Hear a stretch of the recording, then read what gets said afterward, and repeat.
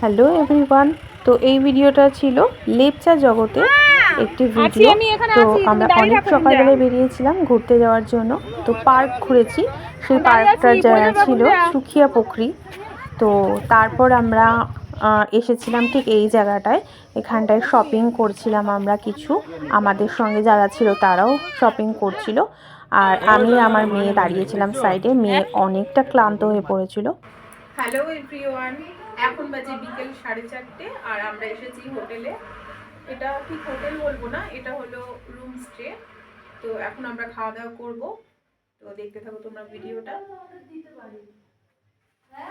খাবার খাওয়ার পর আমরা সন্ধেবেলা এসেছিলাম হাঁটতে। আমি ঘুমাইনি, মেয়ে ঘরে ঘুমাচ্ছিল, তো ওকে রেখে আমি বেরিয়েছিলাম সন্ধেবেলা একটু হাঁটার জন্য। হোমস্টে থেকে একটু সামনেই 2-4 পা হাঁটলেই সামনে এই ভিউটা দেখা যাচ্ছিল। যেহেতু রাত্রির বেলা তখন অন্ধকার ছিল একদম।